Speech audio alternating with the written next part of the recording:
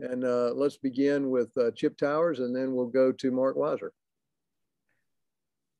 Yeah, good afternoon, Kirby. I meant to ask you this about yesterday, but Coach Rick's going to be honored at halftime of the game Saturday. I know you guys have a better than usual relationship, but could you just talk about him being honored and what, if anything, he meant to you being able to do what you've done here? Yeah, Coach Rick and Catherine, their family just have been tremendous to myself and Mary Beth. I think, my career was probably similar to his in terms of coming up, being a GA, growing up. We both GA'd kind of under Coach Bowden, and I think he met his wife at that time, met Catherine, and then I kind of went on I went on my career and then bounced back. At the time I was at LSU and Nick went to Miami. I ended up getting hired. Coach Rick gave me an opportunity to coach running backs, which I'd never done. Showed a lot of confidence in me as a coach, and learned a lot from him. Learned a lot about being the right kind of person and how to run an organization the right way. And it's meant a lot to my career. And I was really only with him for 1 year, but always followed him from afar because, he was at my alma mater and respected the job he did. And he certainly made this a really good job from the way he built everything and the things he did the time he was here. And it's always been very fertile in terms of people and players in the state. But he's meant so much to so many. I think when you talk to the players that I know all the guys that played for him, I've seen so many alumni and players that have just they come back to events and they just rave about their relationship. And you see guys like Terrence Edwards and, Ben Watson and these great players that just respect Coach Rick and the things he did for this university. I certainly feel the same way and couldn't be prouder to be honoring him. And he's reached out to me so many times where, he and Catherine have said, hey, we're praying for you and your family. I mean, back when I was at Alabama, then it just meant a lot that he did those things. But I'm glad he's doing it, and I know our fan base will be there to recognize him. Thank you. Kirby, on a more X's and O's or game topic, your thoughts on what Missouri has with their quarterback situation, I guess. Again, you probably won't know until closer to the game time, or maybe later in the week with Bazelak, and then they have Macon to play the other day, I guess. What's the difference with their guys behind Bazelak? Yeah, I think there's a lot more difference in the Tyler Macon kid, the kid that played a little more, an athlete, got a really strong arm, but a good athlete. I mean, would be, similar to Anthony Richardson type in terms of athleticism. And they can do some different things. He's got some really tough run game when he plays with a guy like that, because he's got some tough plays to defend. And they've also got Brady Cook, who played a little bit against us last year and has played some this year, who's more like Bazelak. So, we're up in the air as far as we don't know whether, we're preparing for Tyler Macon, whether we're preparing for Cook, or whether Bazelak will be able to play some. So we don't really know. It's probably tougher prep than last week because they were more similar last week as quarterbacks. There is a distinct difference when the Macon kid's in. All right, let's go to Mike Griffith, and then we'll go to Anthony Dasher. Coach, can you update us? Is Amir Speed? Is he at 100%? And how did the quarterbacks look today and yesterday? Quarterbacks have looked great. They've both done a tremendous job. Really pleased with where they're at. Amir has been good. He played in the Florida game. He started on kickoff return. Wanted to use him on some more on special teams and things. Just didn't know how much he'd be able to handle and tolerate. But he felt pretty good. I think he was like at 80, 85%. And he had a great rep on kickoff return that helped spring Kieres for that opening kickoff return. And he's practiced this week, and I don't know if he's 100%, but he's certainly much closer to it. He feels more confident in it. Hey, Coach, let me follow up with the quarterback question. Will Stetson be starting this weekend? And in regard to JT shaking off, any rust, how much of a necessity is it that he's able to continue to do that in these 4 remaining regular season games? I think it's important for both of them to continue to develop, make good decisions. I mean, part of playing quarterback is accuracy, decision-making, mobility. Those things are the critical factors. I mean, anybody can hand it off. We all know that. And anybody can make our run checks and decisions. But it's the decisions when the ball's in your hand and you're having to make decisions where you're going with it, where you're throwing it, all those things that are the biggest deciding factors. But yeah, I'm pleased with where both of them are. Is Stetson going to be starting again? Like I said, I'm pleased with where both of them are, and I think both of them are doing a great job. Thanks. Let's take the next two questions from Dean Legge and then Tyler Griffith. Kirby, the rankings come out tonight, and it looks like y'all will be one. What procedures do you have in place? What do y'all do as a program to make sure the coaches and the players are not satisfied, for lack of a better term, after a big win over the Gators and then whatever coronation, if you want to call it that, would there be tonight? Well, they've had this night 7 times, and I would dare y'all to know how many of those 7 actually won the national championship. Anybody got an answer? Take a guess. 0? I'm guessing 0. 1's the answer. So my point would be to the players, and I made the point today and will continue to make the point, why? Why did only 1 of the 7 win it?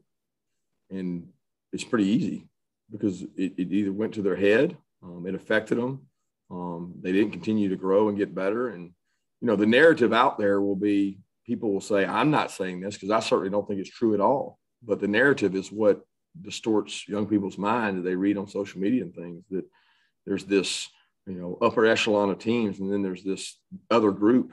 And I don't think that's the case at all. I don't see it that way. I see every team in that top 10, top 15 capable of beating each other any given Saturday. So what we better do is distance ourselves from everybody else and get better, because we got some tough roads coming down the pipe starting this week and every week to follow when you play in the SEC. So that's our concern, is not that. We're not worried about that. I told them they could tune in and watch the Braves, but there's no need to watch the other, because that's not what's important. And it's distorted at least 6 other teams' mind enough for them not to make it there. Hey, so Zamir White broke the 100, had his first 100-yard rushing game of the season last week. Can you just talk about what he means, with so much experience in this, like, he bought in to the program in the running back room? What he's meant to us? Yeah. With sharing carries with other guys and, Yeah, the sharing carries is more for his health than anything else. I don't think a guy can play in the SEC and tote it that many times anymore. I mean, it gets tough. I saw it with Derrick Henry and seen it with other guys. It's hard to do and sustain. So what he's done is incredible in terms of carrying the workload, the leadership, the work ethic. I mean, there's not a day he comes out to practice, he doesn't practice hard. And the best thing about him is he takes care of his body. He does a tremendous job. I see him come across my office outside my window right here where he's walking back and forth, and I'm texting him, "What are you doing?" "I'm coming to treatment. I'm leaving treatment. I'm getting extra treatment.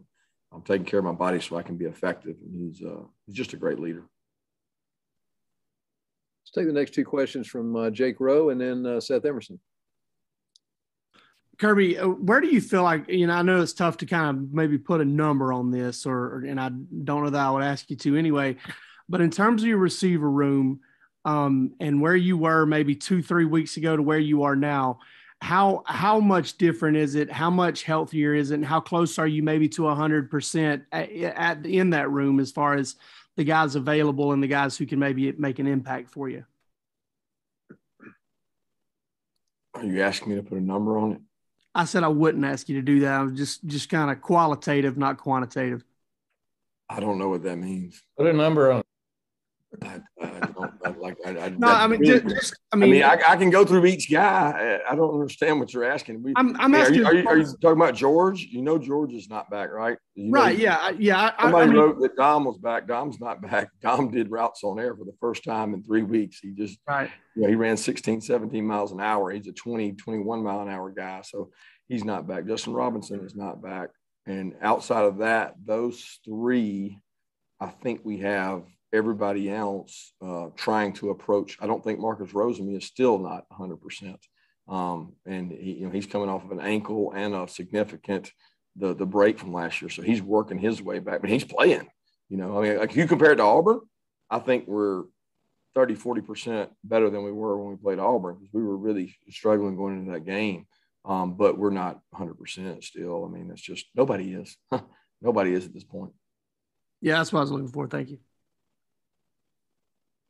Kirby, all my questions were taken, but let me just see on Pickens and Blaylock, like what are the chances before the SEC championship they play?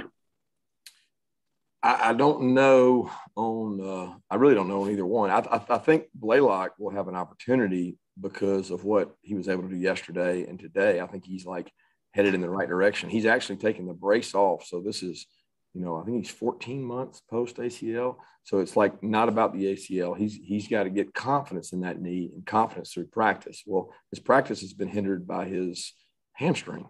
And it's ironic because the brace bothers his hamstring. And he feels like that's part of the reason he pulled. I think it was the last time y'all were there, he pulled. So he's been this big gap. But I think he's got a chance. I don't know on George because, we meet medically periodically with Dr. Andrews, who did the surgery. And Dr. Andrews has been very positive with him. He's done Cybex testing. There's 9 million tests you do to see where you are. And he's at like 85% to 99% to some things. He's actually stronger on the injured leg than the other leg. So he's like come a long way, but there's no timetable yet to say SEC championship or not. We think he may be cleared to practice possibly before then, but we just don't know. I do know he's got a meeting set up with Dr. Andrews here in the near future that he's going to get to go meet with him and his mom, and they get to visit and share things. And he got that at the Auburn game. That's why he went with us, because he got to meet with Dr. Andrews for another update. Okay, let's take the next two, Palmer Toms and then Vance Levy. Kirby, when you get ahead big in a game, what goes into the decision factor? What factors into the decision on when to take the starters out and put some of the second string guys in? And I guess specifically with the quarterbacks this past weekend, what was it that kept JT on the sideline?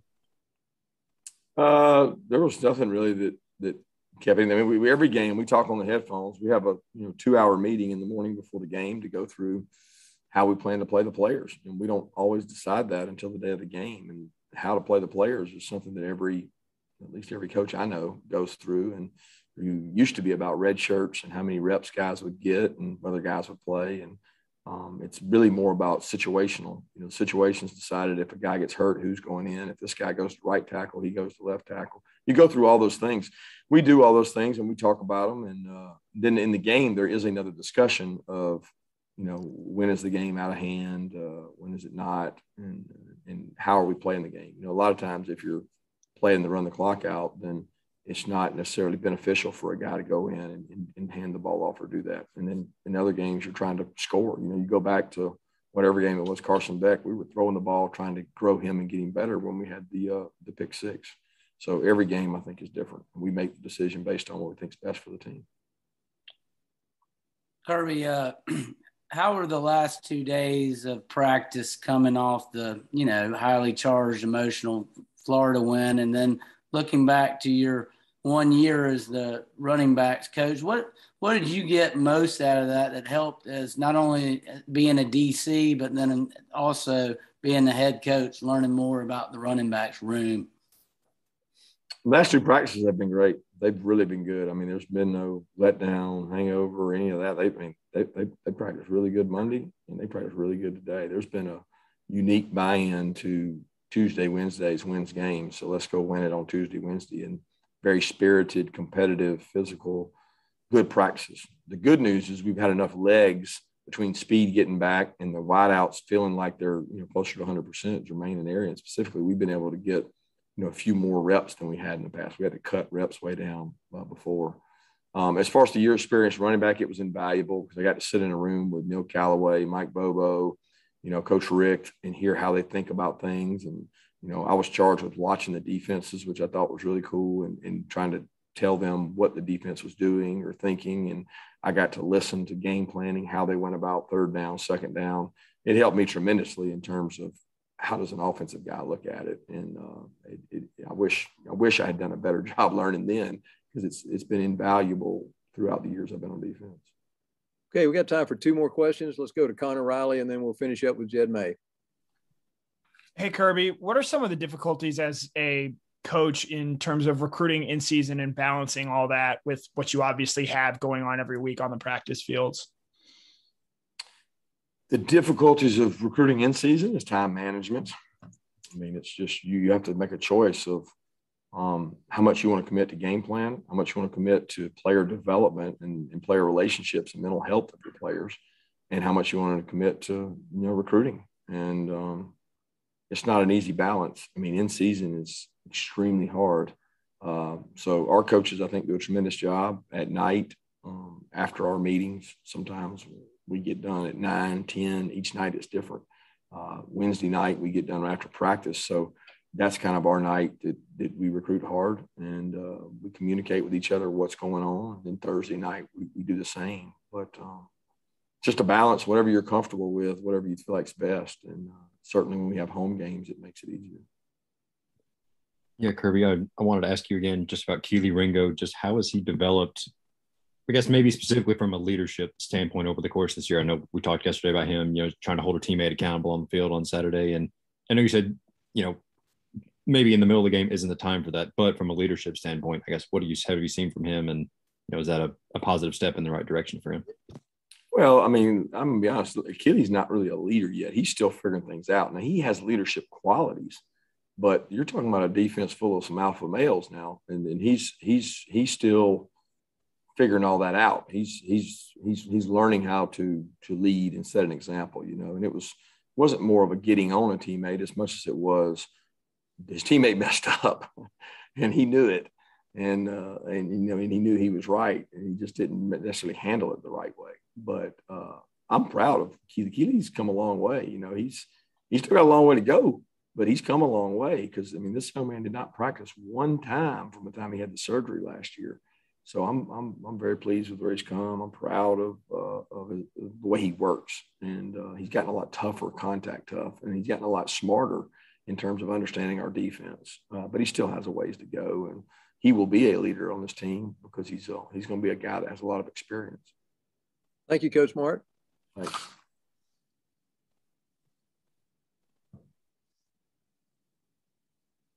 And if everyone will stay on the line, we'll have a couple players for you coming up here pretty shortly.